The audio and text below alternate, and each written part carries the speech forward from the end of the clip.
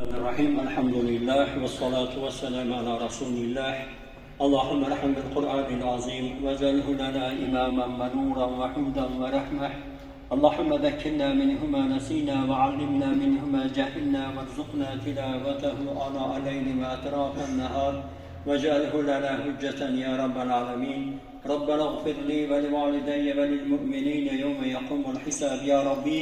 Kalamingda asıl bo'lgan sahobalardan Janob Rasululloh sallallohu alayhi va sallamning ruhboklariga, azvoji mutahharat, ashabi kirom, ahli bayt rizvanullohu taala alayhim ajmain, tobiin, tobiinlar, butun diyorimizdan o'tgan aziz avliyolar, pirlarga, bu masjid sohiblariga, bu masjidda xizmat qilib o'tganlarga, jami qabristonlarda yotgan duo talab mu'min va mu'minalarga, bu jamoatda duoda bo'lgan barchalarimizni ota avlod, ona avlod, babalarimiz, buvilarimiz, otalarimiz, onalarimiz, ustozlarning ruhoniyatlariga fisabilillah hadoyo qildik. Ya Rabbi, hammalarini g'ariqiy rahmat, shoisti jannat, qabrlarini kalomingni nuri ila munavvar, muattar yotgan joylarini jannat bog'chalaridan qilgin.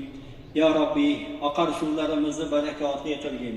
Dehqonchiliklarimizga barakot ato aylagin. Ya Rabbi, g'alla hosillarimizni o'zing baloyi ofat va falokatlaringdan asragin. Ekayotgan ulug'liklarimizni, paxtalarimizni, sabzavot qoldirlarimizni chiroyli unib chiqishligini Alloh o'zing nasib aylagin. Tujjor, hunarmand, tadbirkor, ishbilarmonni kasbikoriga, ishiga rivoj bergin, topganiga barakot ato aylagin, saxovat pesha qilgin.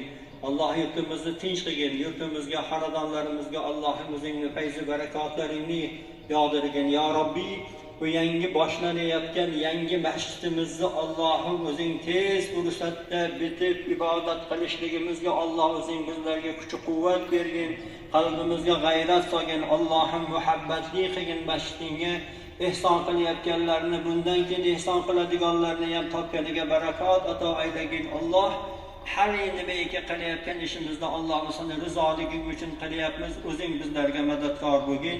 Va sallallohu va taala ala xayri xalqihi Muhammad va alihi va sahbihi ajmain. Valhamdulillahi robbil alamin. Rahmatika ya rahmur rahim.